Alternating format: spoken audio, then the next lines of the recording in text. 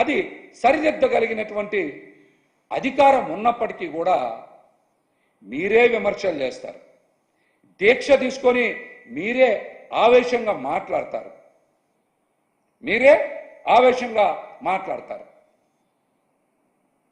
అసలు దేనికోసం ఇదంతా చేస్తూ ఉన్నారు? మాటకి ముందు మాటకి వెనక సనాతన ధర్మం, హిందూ ధర్మం అంటున్నారు. సనాతన ధర్మం మీద, హిందూ ధర్మం మీద మీకు గౌరవం ఉందా?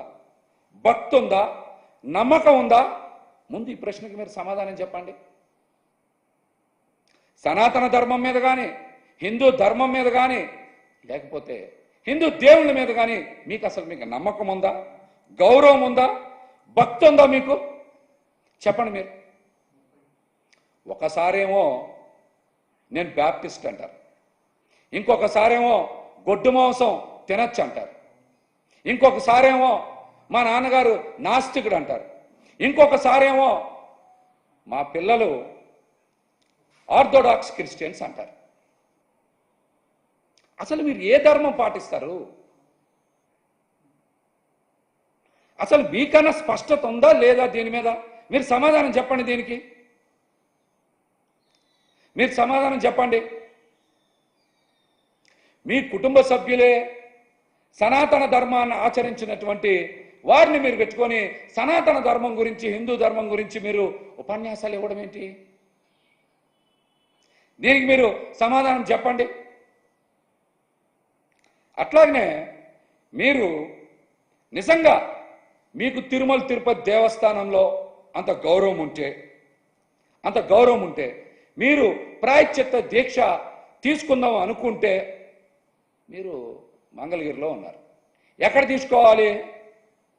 తిరుమల తిరుపతి దేవస్థానం నిర్మించినటువంటి అమరావతిలో వెంకటేపాలెంలో ఉండేటువంటి ఆలయంలో మీరు దీక్ష తీసుకుంటే బాగుండేది.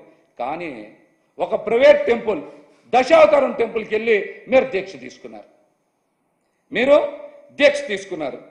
దీని అర్థం ఏంటి చెప్పండి. మీరు ఇది రాజకీయ దీక్ష, రాజకీయ అవసరాలను బట్టి దీక్షలు చేస్తారా? చెప్పండి. మీరు చెప్పండి దీనికి సమాధానం. తిరుమల తిరుపతి దేవస్థానం గురించి పదే పదే మాట్లాడి ఆవేదన వ్యక్తం చేసేటువంటి మీరు అమరావతిలో వెంకటేపాలెంలో టీటీడీ టెంపుల్కి వెళ్ళొచ్చు కదా, అక్కడ దీక్ష తీసుకోవచ్చు కదా. దశావతారం టెంపుల్కి ఎందుకు వెళ్ళాలి? మీరు ఎందుకు వెళ్ళాలి? దీనికి స్పష్టంగా సమాధానం చెప్పండి ముందు. ఇంకా మీరు టీటీడీ దేవాలయానికి వెళ్ళలేని మీరు హిందూ ధర్మాన్ని కాపాడతా, సనాతన ధర్మం గురించి కాపాడతా అని మీ ఇష్టం వచ్చినట్టు మాట్లాడుతున్నారు.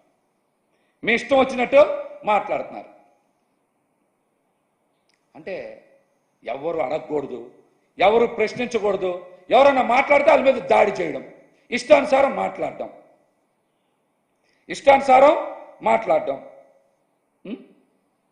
ఇదేం పద్ధతి?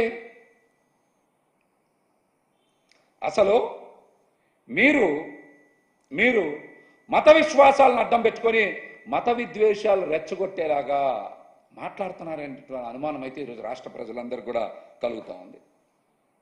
అసలు మీ బహుముఖ రూపాలు చూసి ప్రజలకు అర్థం కావట్లేదు. అసలు మీరు ఏం ఫాలో అవుతారు, ఏం పాటిస్తారు? ప్రజలకు కూడా అర్థం కావట్లేదు. దానికి కూడా మీరు సమాధానం చెప్పాలి. గతంలో అనేక సందర్భాల్లో మీరు మాట్లాడారు. ఏమని?